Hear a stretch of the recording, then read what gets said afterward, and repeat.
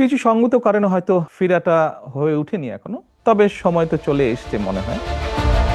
তারেক রহমান কি নিজের সিদ্ধান্তে দেশ পরিচালনা করতে পারছেন, নাকি নেপথ্যে অন্য কেউ রয়েছেন যাদের আমরা চিনি না? আপনার নিজ সিদ্ধান্ত ছাড়াও যাদের সিদ্ধান্তের ওপর আপনার দেশে ফেরা ও অধ্যাদেশ বাতিলের সিদ্ধান্ত নির্ভর করতে পারে, তারা কারা? 4 এপ্রিল বিকেলে সামাজিক যোগাযোগ মাধ্যম ফেসবুকে দেওয়া এক পোস্টে প্রধানমন্ত্রী তারেক রহমানের প্রতি এভাবেই প্রশ্ন ছুড়ে দিয়েছেন এনসিপির মুখ্য সংগঠক ও কুমিল্লা 4 আসনের সংসদ সদস্য হাসনাত আব্দুল্লাহ। জানিয়ে রাজনৈতিক অঙ্গনে তৈরি হয়েছে নতুন বিতর্ক। শুধু তাই নয়, প্রধানমন্ত্রীর দেশে ফেরা এবং অধ্যাদেশ বাতিল সবকিছু নিয়েই উঠছে প্রভাব ও নেপথ্য শক্তির ইঙ্গিত, যা এখন দেশের আলোচনার কেন্দ্রবিন্দু হয়ে উঠেছে।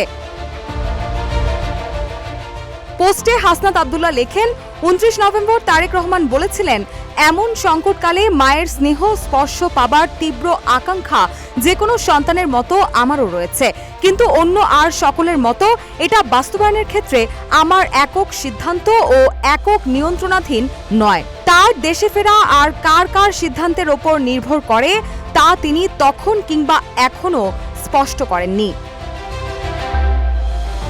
হাসনাত আরও লিখেন, 25 ডিসেম্বর যাদের সিদ্ধান্তের ওপর নির্ভর করে তিনি দেশে ফিরেছেন, দলের অনেকের দ্বিমত থাকা সত্ত্বেও গুম ও মানবাধিকার অধ্যাদেশ বাতিলের পেছনে তাদের সিদ্ধান্তের কোনো প্রভাব রয়েছে কিনা সেই প্রশ্ন থেকেই যায় বলেও মন্তব্য করেন তিনি। হাসনাত আরও বলেন, দেশে ফেরার মতো গুরুত্বপূর্ণ সিদ্ধান্ত যেমন অন্য অনেকের প্রভাবের ওপর নির্ভর করছে, ঠিক তেমনি দেশ পরিচালনার ক্ষেত্রেও কি তিনি তাদের দ্বারা প্রভাবিত কিনা।